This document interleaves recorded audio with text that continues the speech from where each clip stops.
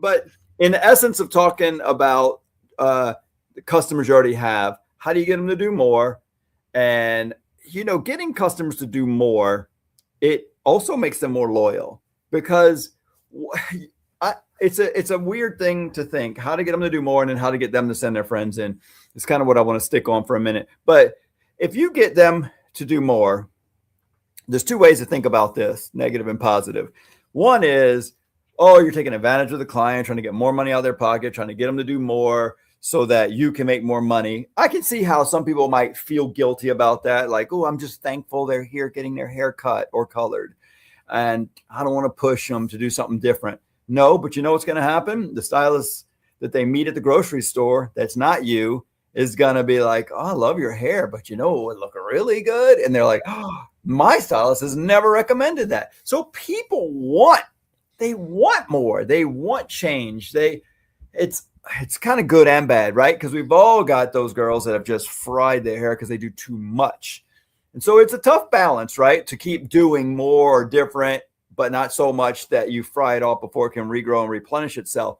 So people want change, and trying to facilitate that change in a way like you do, where it's very manageable to have their seasonal collections where, okay, so we're changing not drastically, but mildly 4 times a year or 2 times a year, depending on the seasons, and having a seasonal collection. Well, that at least gives you a reminder that they need a change 2 to 3 times or more a year, 2 or 3 or 4 times. That helps you not lose the client, first of all, but it also helps you make more money. It also helps that client feel like needed, like you care about them. Change. They want to change. You need to change. You need to be careful not to get stagnant.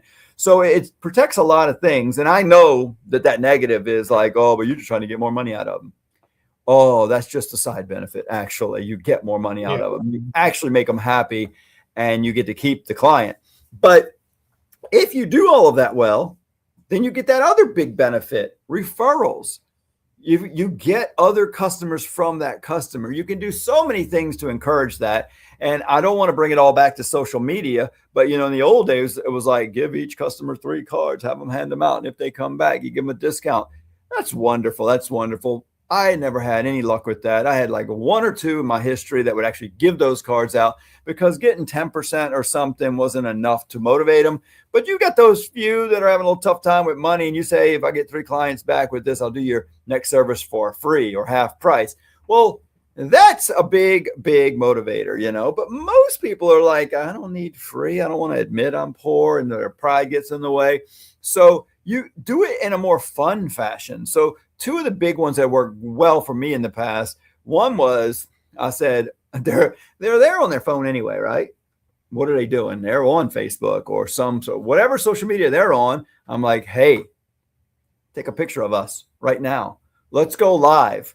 And you tell your friends what you're doing, who you're with, and tell them what we're going to do, and then hope it comes out great. And then tell them we'll show them at the end how it came out.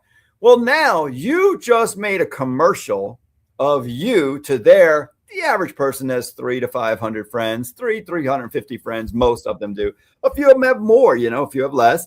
But can you imagine it was just like you got the microphone at a wedding, a big wedding. You got to speak to 300 people all at one time. You went live, or they do a post. Even if it's not live, just take a picture of us right now and post it and say, tell them Bernard's doing your hair today. And you'll post again later and show the after. Great. And I'm going to do the same thing with my phone. I'm posting, and then you can, even if they won't do it, you can take the little selfie with the 2 of you in there, or as they called it in, oh my God, an Ussie. It's an Ussie because it's us in a picture. I forgot what show that was in. They say don't call it a selfie. They call it an Ussie when there's 2 people. So anyway, you take this picture and you can tag them. You can tag your client. You should be friend requesting the client, friend request a client. Are your clients not your friends? Some people say, oh, really? I opened a page for my business because I want to keep my personal profile separate. I want to keep business and personal separate. Do you really? Because that's going to also keep your bank account separate from you also. you really have to, and this is where we lose some people, and it's okay. You can do thumbs down and you can get off this video right now if you don't like this, but you really have to decide to be friends with your clients. They got to see your personal life. You talk about it in the salon anyway. You talk about where you went for the weekend or how terrible of a weekend or vacation you just had, how much you hate your husband or love them or love your kids or hate your kids. You're talking about all that anyway. So friend request them on your personal profile, show them your real life. Whenever we do a newsletter and we talk about a hairdresser's life, I say newsletter. Back when we did paper, we would do a newsletter and we're like, so-and-so just had a baby, just had their second baby, traveled to blah, blah, blah, just got married. The customers would come in and go, oh my God, I love seeing or hearing the personal story about, it's like, right. Customers like relationships. People like relationships. So friend request your customers, do the selfie or Aussie with them, do it on their phone and get them to post it. And that's just going to market you to more people. But the other one was, I'm doing your hair now anyway, right? I'm going to be doing your hair. How do I get you to get another person in here ever? So I would do a certain week or month a year and do the friend for free month. And say next month, during the slow month of the year, during maybe February or March, or whatever, during March, let's do June because we can do highlights. We're going to do a friend for free. Bring next month when you come with your appointment, you can bring a friend for free. What do you mean? Your friend can get the same, any service, the same thing as you or less. Like if you're just getting a cut, they can't come in here and get extensions and color and highlight.